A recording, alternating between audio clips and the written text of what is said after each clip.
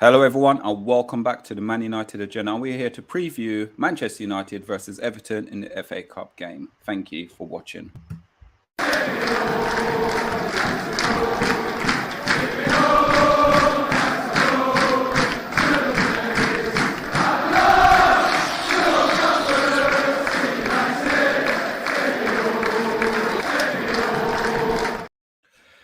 Hello, everyone, and welcome back to the Man United Agenda. Yes, we are here to preview Manchester United versus Everton. And as always, we are joined by Mr. B. Sir, how are we doing? I'm good, man. One more day until the weekend, bro. One more day. And as always, Jay, it's only one day before the weekend and Mr. B celebrate on a Friday. I think it's the most chillest day when you speak to Mr. B on a Friday and all he says is, it's the weekend, I'm just relaxed. Yeah, you got plans this weekend, Mr. B? Nope, I've got a game of football and that is it. I'm not doing nothing after that. Yeah, you're not at the bingo this weekend, no? I was waiting. I knew there was something coming, man. I should have just kept my bloody mouth shut. He's picked up a new hobby. No, man, it's good at your time of life. You keep yourself active, man. I'm proud of you. You're a funny fucker, I swear. Oh, Mr. B. Listen, I couldn't do them 10K walks and that stuff that you do. I couldn't do that. Give me a walk. Yes, walk. I know you ain't running. It may as well be a walk. It better be a run. You've obviously been looking at my Strava time. Is it, Jay, where you sit there, where you come home, you just spray the bottle on the top of your head and that's it? You know, Missy said that to me. She said, I swear, like, because she went out one day, she came back and I just got in. She's like, I swear you just splashed water on your face and did a little Instagram thing. My secret's out, man. Absolutely brilliant. I, to be honest with you, I've picked up running again.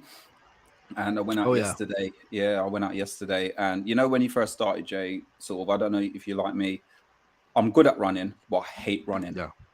So I'll start off the first 5 minutes. I'm gutted. I'm like, going, why did I do this? Why did I do this? Should I just stop, turn around and walk? And then all of a sudden in my head, I think, no, you know what? You can do it. And the more I'm doing it, the more then I start enjoying it. I'm thinking, but why am I enjoying this running? I hate running.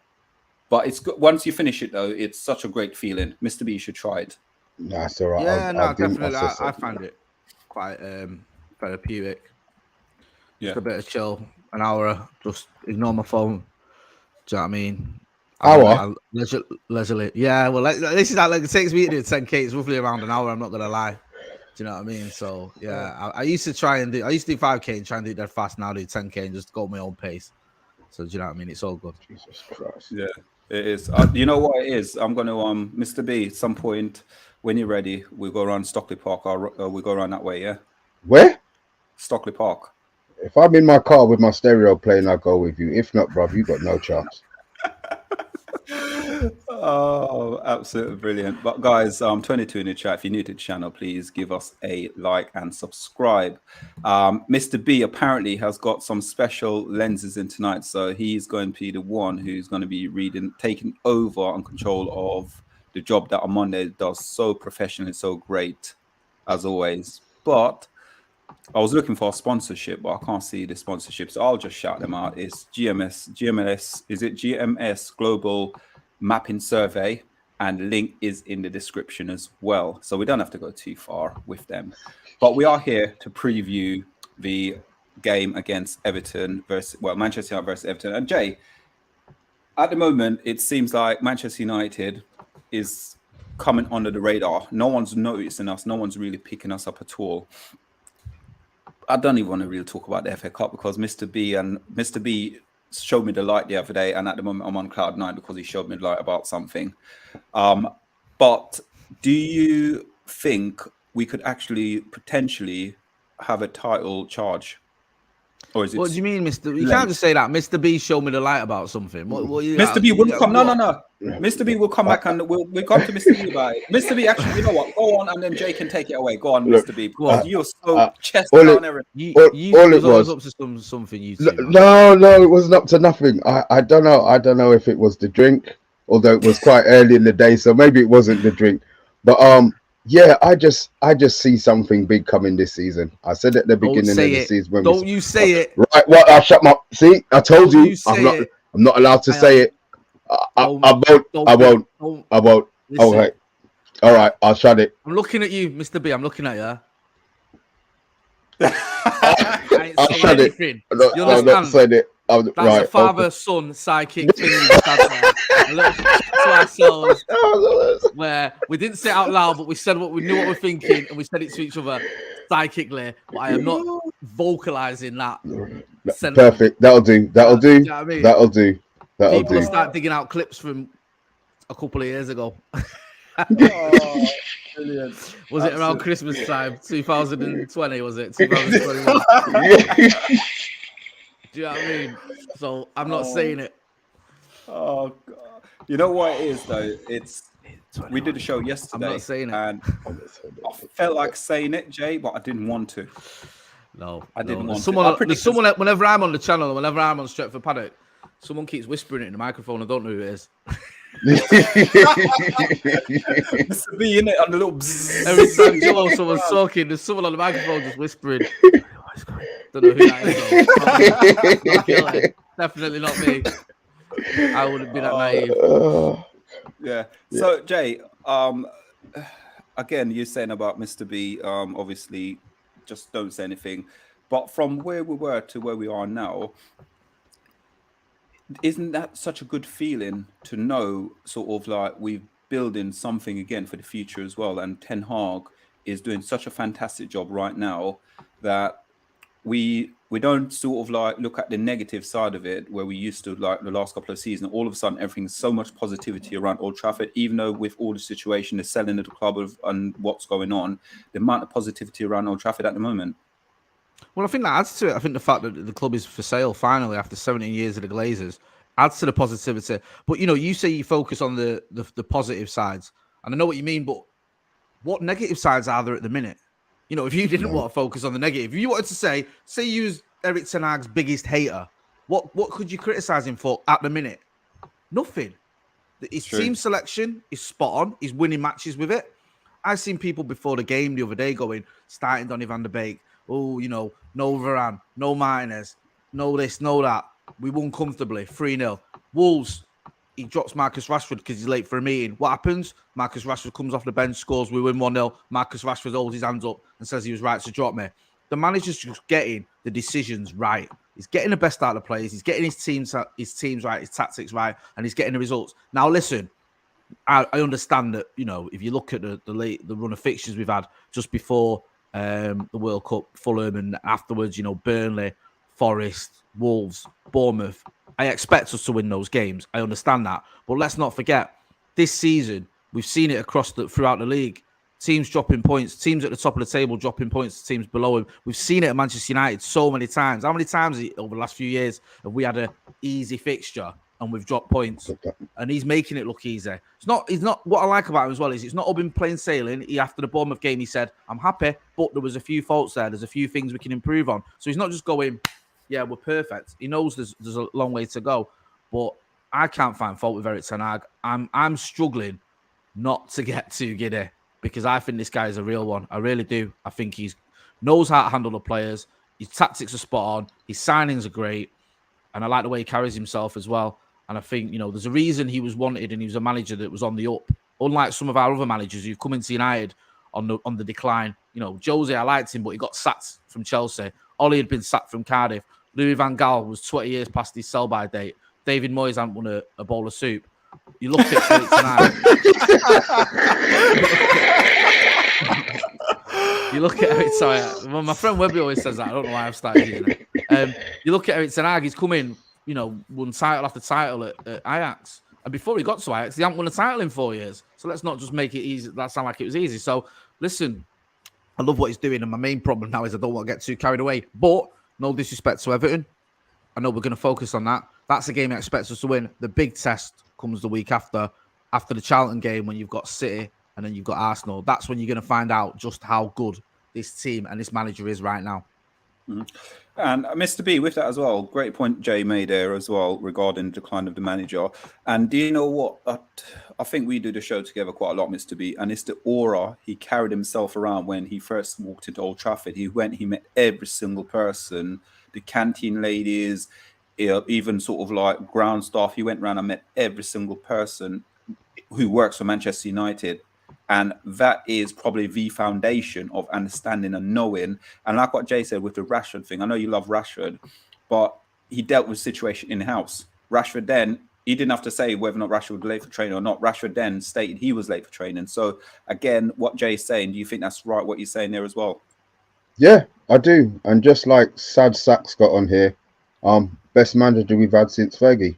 He's brought in discipline, which the players needed, and I think they all realised they needed. He's brought in a system of play that we can all, even if we're not tactically astute, we know sort of what's supposed to be happening in game. And then he's replacing players. He's played Shaw at centre-back. He played Shaw at centre-back for 2 games. No problem. Players are now understanding the system. So, yeah, on a whole at the moment, as Jay said, there's nothing to be upset about. Everything's rosy in the garden so far. And it goes back, Jay, every time it goes back to it's rose in the garden. And you, like you said there, it's, even though it's been leaked, some of the players apparently doesn't fit his system, or he doesn't want to sort of, apparently they're going to go in January. But does it seem that way to you? Because it's almost like whenever the players come under scrutiny and say, oh, he's going to go, all of a sudden, next thing you know, they're playing either the next game or the game after that. I just think he's able to get a tune out of everyone. And you got to remember as well, it's easy. There's 2 things here. First thing is, it's easy to dismiss a lot of United players and go, they're terrible, they're not good enough. Almost everyone in that squad has either been part of a team that finished second in the Premier League a couple of seasons ago, or has been brought in and has been a good signing. So everyone in that squad can do a job for Manchester United. They've just, whatever reason, they've lost form, they've lost confidence, whatever. You've not got a squad full of dross. I'll take Aaron Wan-Bissaka as an example. Aaron Wan-Bissaka last few games has been fantastic. He's playing really well. But he's capable of that, Aaron Wan-Bissaka, because we've seen it when he came in. When he came, people want to rewrite history. When Aaron Wan-Bissaka came into Manchester United, he had a very good spell at Manchester United, and he was part of a team that finished 3rd and then finished 2nd. I know his levels dropped off, but it's not like he's a terrible footballer. And what Erik ten Hag's done is he's been able to get the best out of him. Marcus Rashford, last season, had a bad time of it. He's not a bad footballer. He's a player who scored 20 goals plus back-to-back seasons. And now Erik ten Hag's getting the best out of him. So he's getting the best out of players who are capable of good performances and are capable of playing for Manchester United. What he's been doing, though, is getting not just the very best out of him, but he's also been knowing when to use them, when to bring them in, when to rotate. He's got that side of it right.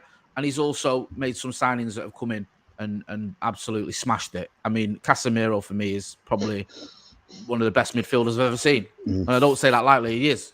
He is literally one of the best midfielders I've ever seen play for Manchester United. I'm not saying he's better or he's as good as certain midfielders we've had in the past, but he's up there with them. He's up there with the creme de la creme. You don't win 5 Champions League by being rubbish. The guy's gifted, and it's a joy to watch him. So when you put all that together, the fact that we have got good players who Erik ten Hag's getting the best out of, and you've got players that he's brought in because he knows they can play in his system, then that's why you've got, a manager and a team that are all on the same page. And it's got to be a good sort of message to other players in the squad when you look around and you see that, listen, if I get my head down, if I work hard, and if I play well, or if I get an opportunity and play well, then I've every chance of featuring for Manchester United. We saw it with McTominay when Casemiro came in. McTominay was playing well, and he stuck with him. McTominay started the Arsenal game. Casemiro was on the bench. He started the derby. Admittedly, that was probably a mistake, but he started him. Casemiro had to wait. You look at Malacia came in for a few games. There's anyone can have an opportunity. So I think that's massively impressed me. 52 in the chat, guys. If you're new to the channel, please support the channel and give us a subscribe. We are close to 2.7k, so make sure you're giving us a subscribe as well. Jay, going back where you're saying about the improvement of the squad, don't know if you know or heard about it, but we had one guy who is one of the hosts on the channel named Mr. B, had to eat broccoli because one of the players that he don't believe would have scored a goal actually came on and scored. I call it a worldie, Fred. Massive improvement, I would say. So did you have to eat broccoli, Mr. B? Was that your bet? Yeah, that was my bet. I did it live on the Friday night. So, yeah, I appreciate the fact that I got stitched up at some stage. And Fred. It's a win-win that, though, isn't it? It's a win-win, like them little bets, because, like, obviously, you know, you might not rate him very highly, but if he scored, it's a positive for Manchester United. I thought Fred, funnily enough, against Bournemouth the other night did well when he came on, because the lad I was stood with, I was saying when Donny got his injury, I was saying I wouldn't be surprised if Fred comes on as a straight swap. And then my friend's like, oh, I don't know about Fred. You know, it's still the game isn't quite settled, and I'm a little bit worried. But I thought Fred played very well when he came on. And I think that's the sort of case in point, because Fred can be a little bit erratic at times. I know you won't have a bad word said about him, Errol, but he can be. But you look at it, you know, he came on against, was it Forest that got a goal? He came on against Bournemouth, did very well. Other players that I've mentioned, it just seems like everyone can play in this team under Erik ten Hag. I think for me, there's certain players I would always want to see start. I would always want to see Casemiro start. Always. If he's fit, obviously. I would always, to be honest with you, I know he got dropped against Wolves, but if he's fit, I'd always want to see Marcus Rashford play, because I think he's doing all the goal scoring. But apart from those two, you can almost get away with rotating anyone, I feel, at the minute. You know, maybe Bruno's another one that have to start, but I feel like, you know, you look at it, Varane was rested, Maguire and Lindelof came in and did a job, Martinez is coming back into the team, Dalot was injured, Wan-Bissaka's done a job, Luke Shaw, when he needed to, moved in at centre-back, and Malacia was at left-back. We've seen everyone. We've seen everyone come in and do a really good job. The only one who came in and was looked ropey, ironically, was Martin Dubravka against Burnley, and he's gone now. He's gone, yeah. Hey, you know what? He looked like he'd been having a beer before the game, didn't he? Bro, what was he doing? Like, let's see that one where he rolled under his foot. I was like, oh my God, what are you doing? And the other one where he blasted it at Aaron Wan-Bissaka from about 5 yards away or 10 yards away. But yeah, like, listen, he still kept a clean sheet though, so fair play to the kid. Great minds think alike, because obviously today we actually got to play our new goalkeeper, our second choice keeper or third choice, whatever you want to call him. But Jay, it's another player that's improved massively with Ten Hag as well, who came on a lot of criticism and big contract as well, is David De Gea. And it seems again, it's got some fire lit up under his arse again, sorry to swear. And he's coming off these performances at the moment. I think he's doing well. Not a lot of people believe. People believe he still need to leave. But at the moment, he's we don't need to replace David De Gea. I don't know what you think. Your thoughts on that? Can I be honest with you? I still feel that there's a slight element of the jury's out with him, with Erik ten Hag. I think if you look at David De Gea's performances in the last few games, he's played very well. Going back to pre-World Cup, I think you go back to the West Ham game, he had a very good game the other night against Bournemouth. But if I was to be very critical, or very harsh, I'd say a lot of those saves he's made, I expect him to make. I think if you look at those shots against Bournemouth the other day, they're a nice height for him. Yes, they're good saves, but I think he should be saving them. A player of his standard, that's not the issue. The issue isn't can he shot stop. We know he can. The issue with Erik ten Hag, and the question's always been, is he the type of goalkeeper that Erik ten Hag wants? Someone who can play out the back, someone who can command his area. And I still don't feel like we know that yet. I still don't feel like that is set in stone that he definitely is. Now, people can get involved in the chat and the comments. Obviously, they may disagree and they may say, no, David De Gea now has proven he's the man for Erik ten Hag. Fair enough, you may believe that, and he's been playing very well. I still don't know if he is that type of goalkeeper. I don't know if he's shown enough of that type of play to convince Erik ten Hag. I'm not sure. I'm just waiting to see. I think that might be one where the manager makes a decision towards the end of the season. Yeah. And right, Jay just gave us a nice little prompt there. Mr. B will be going through some of the comments in a second. But guys, David De Gea, give us a 1 if you believe he's improved and he can fit the Ten Hag system, or a 2 if you still don't believe he's the right keeper for Manchester United. 60 people in the chat, guys. Make sure you're giving us a like and a subscribe. Mr. B, when you're ready, and take it away, sir. We've got one here from Big G. He's only good at running. Oh, sorry. When the police are after him. We've got one from Josh Lewis. He's the titan of the United fan base. Mark Edmonds talking about. That's how I usually introduce people on the channel. The titan of the Manchester United fan base. I'm such a titan of the Manchester United fan base that when Solo 18 months ago messaged me and asked me to come on because he was a big fan of my channel, he said, you know what, I love your channel, I love you on Stretford Paddock, it'd be such an honour. I think he used the word honour if you would come on our channel. And because I liked what I saw, I said, yeah. I'll be happy to come on. He said, "Oh, thanks a lot, Joe." That sounds just like Solo, boy. Joe, I nearly deleted and blocked him. He still ain't changed. Still making errors, boy. Still making errors. Schoolboy errors. We got one from Ed. I'm gutted for Donny. Looks like he was thrown into the game. By all accounts, he's going to be out for. Somebody else posted in here, but he could be out for a year. Yeah. Horrible. I feel for him. Donny was probably the surprise one the other day against Bournemouth when we saw his name on the team sheet. I think everyone else, you think, okay, they've played a lot of football for Manchester United. Donny hasn't. It looked like it might have been a bit of a gamble. I thought he'd done well when he'd come on against, was it Forest? And I think, my memory's shocking. I think, did he play a little bit against Wolves or someone? He played a couple of games anyway, he'd come on anyway, and he'd done well. I thought he'd done well. Some nice touches, some decent passes, kept possession well, and sort of sting out of the game when he needed, taken out of the game. Started okay. I thought against Bournemouth, I'm not going to pretend he was amazing. He was all right. But he needs to show something, doesn't he, when he gets these opportunities? And that was his opportunity. He'd had a couple of good performances. You think now he's got to start. If he does something and he knows the manager knows him, he's halfway there already. And to see him get that injury, I saw the pictures afterwards where it looked like his leg was bent up. I feel for the kid, I really do. Because there's nothing to dislike about Donny van der Beek. You might not think he's good enough, but it's not like he's an unlikable person or he's, there's anything where you go, he's got a bad attitude or he's a terrible player. The question is he good enough for Manchester United? And I think it's a question that's never been answered.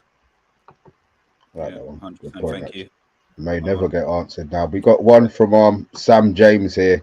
He was just telling us to keep our level heads. It's all right. We've got the wisdom from father and son. No, we don't want to keep level heads, right? We're sick of level heads, right? We want to get overexcited and giddy and carried away by the fact we've just beat Bournemouth, Nottingham Forest, Wolves, and Fulham. Here's a question from Bart, the serious fan. How much credit does Ten Hag deserve for Rashford's uptake?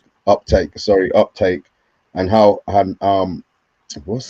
much does the player deserve? I think with any player, I think the majority of the credit goes to them because they're the one that are actually doing the playing. But Eric Ten Hag deserves a lot of credit as well. Do you know what I mean? I think they both deserve credit. Obviously, the majority is to Marcus Rashford because he's the one performing on the pitch. But you can't dispute that Eric Ten Hag has just managed to get the best out of Marcus Rashford and has managed him well. I was in pre-season went on the pre-season tour, and I think one of the first press conferences I went to in a long time was Melbourne, I think it was. And the player that he had with him was Marcus Rashford, and he was asked a question by Adam McCall, who I work with, about the academy. And he was said to, Eric Ten Hag, you're going to use the academy. The academy is very important to Manchester United, that sort of thing. You've got a lot of academy players with you on tour, this, that, and the other. And Eric Ten Hag said, Marcus Rashford is a great example of how good the Manchester United academy is. And he's a great example to these youngsters of what you can achieve. And it felt important to me that because it was Eric Ten Hag showing Marcus Rashford. He rated him, that he loved, he rates him, he likes him, he wants him to do well, and he thinks he's a good player. Because Ralph Rangnick didn't do that. Ralph Rangnick dropped him for Anthony Elanga. There wasn't really much of a connection there.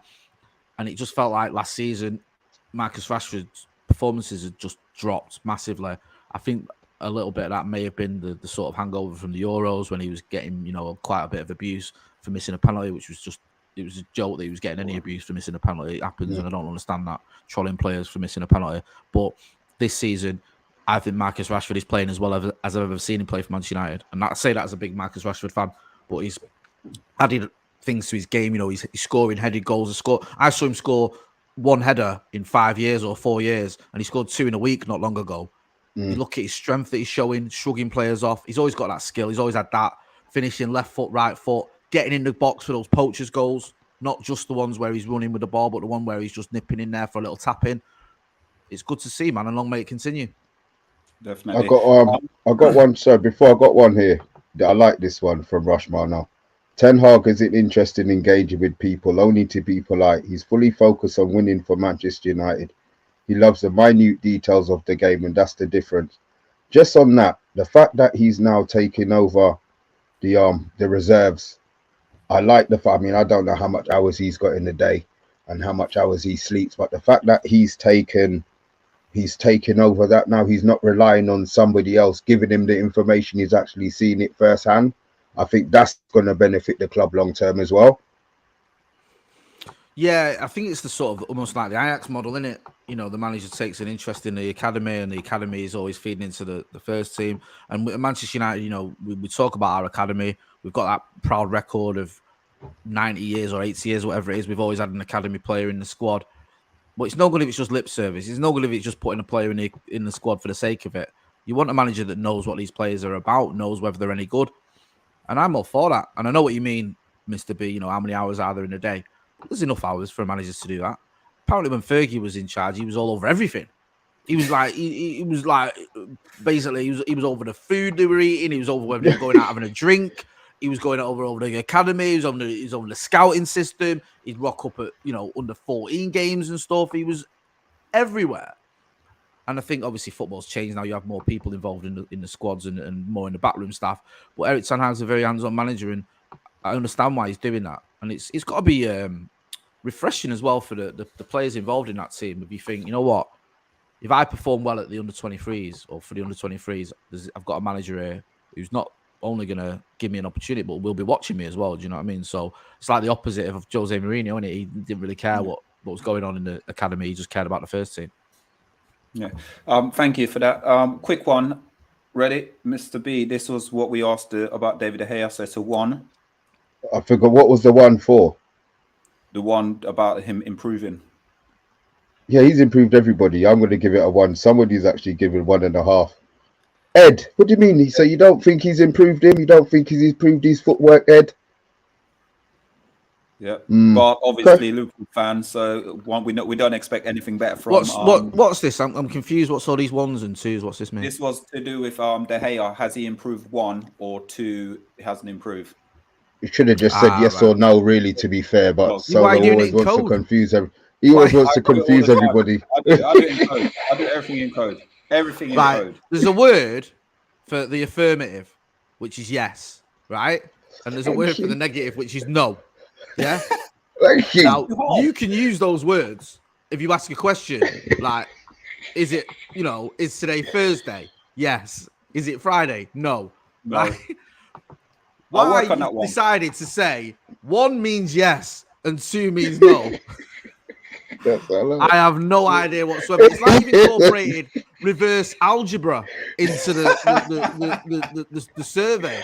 Like, tell me in colours. Yellow means no. Red means yes.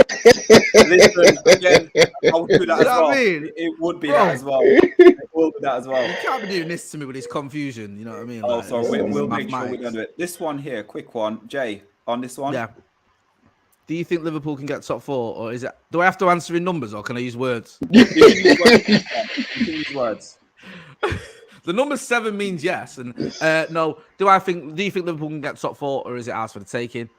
I think it's ours for the taking. I think at the minute we're the team in form. I think Liverpool have got a few issues going on, but pains me to say it, you can't count them out. We're still on. I think the World Cup sort of skew with a lot of people's thinking because it feels like we're over halfway through the season and we ain't. Do you know what I mean? We're 17 games in. Do you know what I mean? There's the majority of the season still left to go. So Liverpool have got players like Mo Salah and the kid they've just brought in, Cody Gakpo, we were linked with as well. Nunez, he does not look great, but he could score lots of goals for them. He can score goals. He looks a bit ungainly and he misses some sitters, but he still scores goals.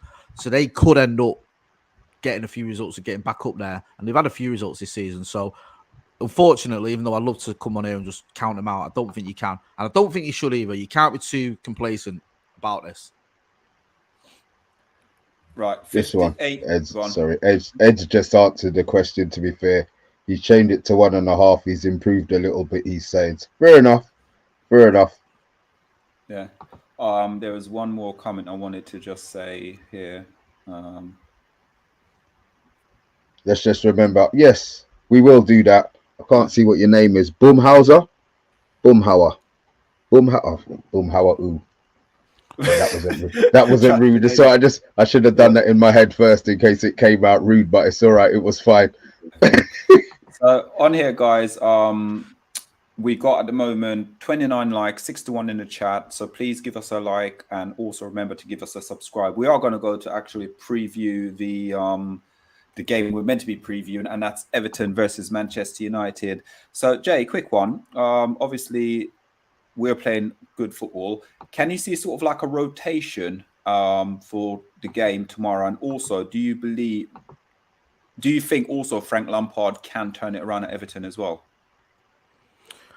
I don't know. I feel like, in answer to the first part of your question, it might be a strong United team tomorrow because I'm right in thinking the next game is Charlton and then it's City. And I feel like if you rotate heavily tomorrow and then the team that's going to play City is the one that plays Charlton, that doesn't make a lot of sense to me. I feel like if you play a stronger team now, maybe give them a breather for the Charlton game and bring in some of the fringe players, and then you have obviously full strength team for City. So I expect quite a strong team tomorrow. And I think you have to sort of respect the fact that Everton, even though they're going through the mill at the minute, they're not pushovers. They drew with City not long ago at the Etihad. They are a Premier League team. I know they're having an awful time of it, but they're still a Premier League team. So I don't think you can just go and play a bunch of the kids, you know, and expect to win this. No disrespect to the young players we've got, but I think you do have to put a fairly strong team out. And I think with Charlton the next game, that's the one you can rotate. That's a team that 17th in League One or whatever. Yeah, that's where you bring in half the fringe players. And answer to the Frank Lampard question, I think he's on borrowed time. I think he is. And I think, to be fair to him, I don't overly rate him as a manager. I think he's okay. But I think that club is all over the gaff. That is a badly run football club. You look at the money they've spent and wasted. You look at the managers they've brought in. There's no plan. There's no foresight. There's no structure. I mean, it's almost bad enough to make Manchester United look well run, and that says it all. But like you just said there, Jay, with that, it's almost like I don't think Frank Lampard is a bad manager, like you said. I just think it's how many different managers, and it's been like that for years at Manchester United, how many different managers, players he's adapting and getting, and then the money as well. He doesn't really and truly have the money. And Everton's mistake, I believe, is the sacking of the managers. It's almost like Sam Allardyce did okay for them, and yet they sacked him. You know, Ancelotti, basically they couldn't tie him down to a sort of new contract because they couldn't offer him the money that he wanted to buy players with. So it is mismanaged. So Mr. B, Frank Lampard, rumor is as well, he will be keeping his job even if he loses tomorrow at Manchester United. But we're not interested in whether or not he keeps his job or not. My interest is Man United tomorrow, and it's going to be, can you see, like what Jay says, could you be a strong team, or do you think there's going to be quite a lot of changes? No, I think he's going to go. There might be a lot of changes, but he might mix. He might not play Varane, but he'll probably play Martinez with Maguire or something. I can't see him playing Lindelof and Maguire same team again. They didn't do the biz, but I think that Varane, I mean, Martinez definitely starts tomorrow, to be fair. I think that, and I do think he will go really, really strong. So the Charlton game, the game before the semi-final, the quarter-final game, we do want to win, but it is Charlton. So I'm thinking that that's the game that, like Jay said, he'll rest and then he'll come in strong again for City and Arsenal. So I'm expecting him to go strong. I'm not sure what your team is, to be fair. I'm not sure what you actually pulled up. Okay, come on, get it up. Let's have a look. So guys, I know loads of people are putting their score in already. Just wait, we will do a score prediction afterwards, yeah? But before we do that, can you all look at a lineup and give us your predicted lineup for tomorrow's game, please, and see whether or not there's leaks within the camp. I always say there's leaks because Box isn't in the chat, is he? Box normally gets it, I believe. So Box isn't around at the moment. So that's good news. So this is my predicted team lineup, Jay. Of course, he's in there, and he Fred. Hey, you knew it, you know what I mean? Every time I come on this as a preview, Fred. You know what I mean? United bought a load of midfielders, Fred. There's no doubt about it. Listen, I get it. I'm not criticizing the kid. That makes a lot of sense to me, that team. I think the only there's a couple of things I'd say. I'm not overly. I don't like Marcus Rashford on the right as much. I prefer him on the left-hand side. But I understand that can, even during a game, that can change if it does come like that. Casemiro, Fred, and Bruno Fernandes, it's a strong midfield.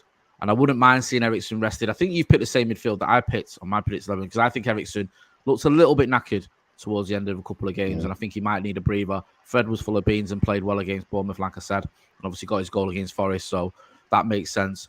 That back five is the preferred back five, I think, if everyone's fit. So that makes sense as well. So, no, I think other than, I think for me, when I did my predicted 11 on Stretford Paddock, I think I had maybe Anthony coming in because I think he's been training again. But we don't know if he's match fit. And I think Garnacho played very well against Bournemouth the other night. He's unlucky at the post, didn't he? So, yeah, it's a good team, man. It is. It's a good team, and I can't really find fault in it. So you would put Anthony over Rashford? Rashford on the bench? No, I'd put Rashford instead of Garnacho on the left-hand side and Anthony on the right-hand side. And I'd go with probably what is our preferred front three if everyone's fit. I think Martial, Rashford and Anthony is probably what you'd class as our preferred front three. I feel like with someone like Sancho who's back in training now, the Charlton game might be a good game for him to come back in for. Just, on paper at least, a very easy game. Yeah. If he can get his confidence back, just get him used to playing for Manchester United again, and then we can build on that from there. Thank you, Joe. Mr. B? Yeah. What? Because I know you normally criticise my team. No, I'm not going to knock it. I'm not going to knock it. I think they all need game time. That front five who played, the back five who played last game, plus Buckland who probably play against Charlton. So yeah, you did a good job this week. I'll keep my mouth shut. I'll wait for you. I'll wait for your mess up next week. It's always a mess up. We got a comment here from someone you're gonna love because his name is Rashford, but obviously it's not the Rashford. How do you know? Marcus is in the chat. Yeah, Marcus is in the chat, Mr. B. So that's why I'm getting you to, So will Felix play as a winger? Or as a top or a second striker? Talk about players that we haven't even got yet, man. I'm not doing that to myself. Not. Wow. MUSD's in the show. Go on, Jay. I don't know. I mean, it'd be interesting to see whether we do end up with Felix. I feel like he's cooling down a little bit. I think Atletico are playing hard ball with the loan fee, and I don't know if United are up for it. Yeah.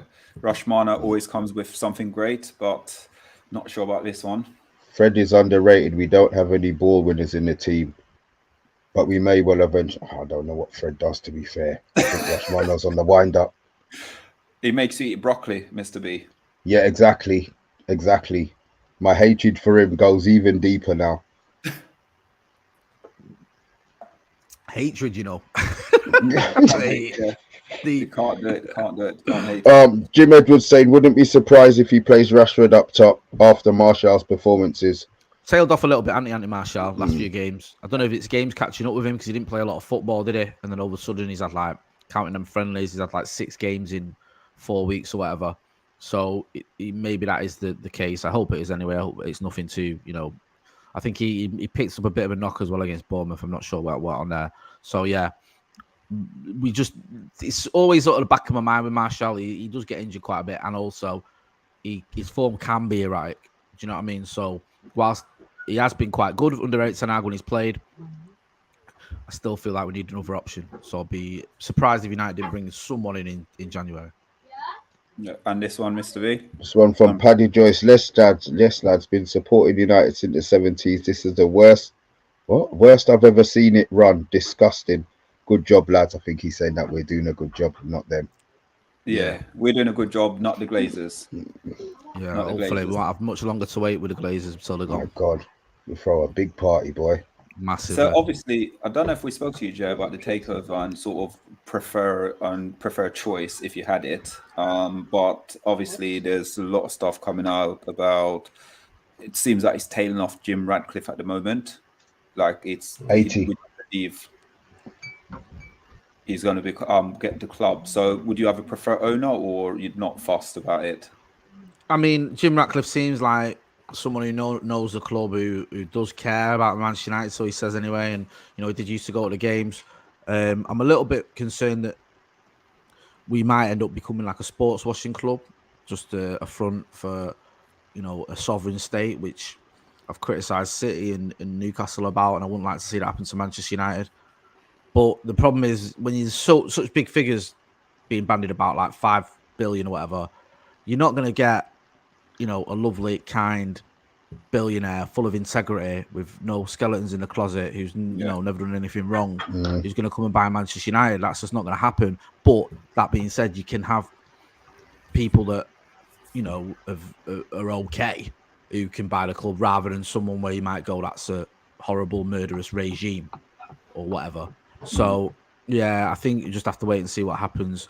Jim Ratcliffe seems like the best option, but I don't know, to be honest with you. I think I'll take it on you know, as it happens. It might well end up being a consortium like Chelsea. You know, it's not Todd Burley that owns Chelsea; he's the head of the consortium, and that's what may happen with Manchester United. You might get a group who come together and buy Manchester United because, yeah, you know, this. Let's not forget, United is one of the biggest sports assets in the world. So, you know, Chelsea and City and PSG and Newcastle and teams like that, clubs like that, they're not in the same league as Manchester United. This is the sort of one of the biggest clubs there is. Yeah. So, you know, despite the fact there's big money being asked, I think there'll be a lot of suitors. I really do. Quick one. We just got this one here, Mr. B. Oh no, it's his first comment. I wanted you to do this one, Jay. Don't you think Aaron Wan-Bissaka and Dalot should be used according to tactics if we are playing defensively than Aaron Wan-Bissaka? Otherwise, Dalot. I think Dalot benefits from playing week in, week out. He said something, didn't he, not long ago about I think it was towards the end under Rangnick when he got dropped or something happened. I can't remember. I personally think you stick with your right back or your full back if they're playing well and don't chop and change it. For tactics, I think the only reason to change it is if one of them's injured or the form massively drops off. I understand that. I understand the idea that Aaron Wan-Bissaka is better defensively. But I think also as well, you got to remember the football that Erik ten Hag likes to play. He likes his fullbacks to get forward. He likes, you know, there's never a case where Erik ten Hag will say to his fullbacks or go, you know, his team, right, this week we're going to be defensive. The fullbacks aren't going to progress or aren't going to go forward. That's never happened under an Erik ten Hag team or in an Erik ten Hag team, sorry. So even if Aaron Wan-Bissaka plays, he's still getting expected to get up the other end of the pitch. And don't forget our first goal post World Cup, who assisted it? Aaron Wan-Bissaka. Do you know what I mean? He wasn't sat. I know it was only Burnley, but he wasn't sat in defence. The fullbacks in Erik ten Hag's team do get forward. They get forward and they tuck in as well. I think it's usually the left back in it that tucks in a little bit, but they both can. So yeah, I don't see him doing that, to be honest with you. I understand the point, but I don't see that happening. Yeah. Right, guys, we are going to get your score prediction in. So, guys, please make sure you get your score prediction. Whilst you're doing the score prediction, I'm just going to get Mr. B just to read out a few more comments here. I've got one from what's his bloody name? Nayafi. How many kick-ups do you reckon Michael Knighton can do these days? Probably about 2. I think he only did about 2 the last time. More than I did. More than you. Yeah, more than you. More than I do. So get your score prediction, guy. UK strained in the building as well as Way is big up. Nobody bigger than Manchester United. Yep, we know. Yep. People disagree. Yeah. We you know, we'll beg to for that. Right, guys, get your score prediction in now. 53 in the chat, guys. If you are new to the chat, please just give us a So that's 53 score. So that's 53 score predictions we need then, right? Yes. And if you give 53, Mr. B will do a forfeit. No. No. I'm not setting myself up for nothing again. Let's get these scores. No. A good forfeit could be you take the beard off, couldn't you? I'm not talking about no forfeit. Just look, the scores are coming in now. Let's just talk about something sensible, shall we? 4-0. Yeah. Right, let's go score prediction, and we're going to get everyone to do their score prediction. So the first one, Mr. B. UK Strange 4-0. Boomhauer 3-1. Vincent Bullock's gone 5-0. Jesus, some big score, innit? Paddy Joyce has gone 3-1. I hope that's 3-1 and not 31. Jim Edwards gone 3-1 United. Bill Baggio. Nope. My flat number. What is this UK Strange? What's he talking about, his flat number? Danish. The young chap's gone 3-0. David De Gea 3-3, and he wants a goal from Malacia. Okay. Jack Hill has gone 4-1. Rebel 3-1. Yeah, see, Rebel, well done, mate. Mean Mike has gone Mean Mike 3-0. time. Rush Marno's gone 3-0. Paul Teeny has gone 2-0. John Von Locker, you still haven't given your score, but he is bigging up Jay. Bill Yes, bro. Baggio's gone 4-0. Right. So now it's time to get our score. And Jay, score prediction for tomorrow's game. And we know you normally give one on the paddock and then come and give us another one. So come on, what's the score prediction? I'm gonna go with using your code. No, yes. What about yes, no? No was 2 on it. Was it 2? No, 2. And yes, Yeah, was there one. was 2. Yes. Yeah. Yeah, no, 2. Yeah, 2-1. I don't know. To be honest with you, all seasons, I do fancy us for a clean sheet. We have been keeping a lot of clean sheets lately. Everton, they're not playing well, are they? I think if United get an early goal, I think Everton's heads will drop. So I went for 2-0, I think, on paddock. I'll go for 3-0 on here, just to cover my base. Mr. B? 3-0. 3-0. Light work. That's a minimum. That's a minimum. I'm going to go 3-1. And the reason I'm going to go 3-1, Manchester United versus Everton in the last 6 meetings, the scores have been high scores. There's only been Everton beat us 1-0 and then we beat them 3-0. So I am going to go with them scoring a goal against us. But it's a 3-1 win to United, though. Last comment there, Mr. B. For you, 52 in the chat, guys. If you're new to the channel, please just give us a subscribe. If you're not new, just give us a like as well, please. This is just I know he's a young viewer, but I don't have much Man United fans these days. They've switched to the blue side. And he said, as you say, you can change your wife, but you can't change your club.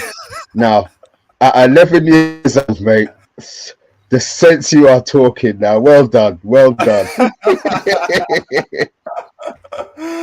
Absolute quality. Absolute quality. Guys, listen, it's been absolute immense support as always. 50 in the chat, guys. As I said, we are on the road to 2.7k.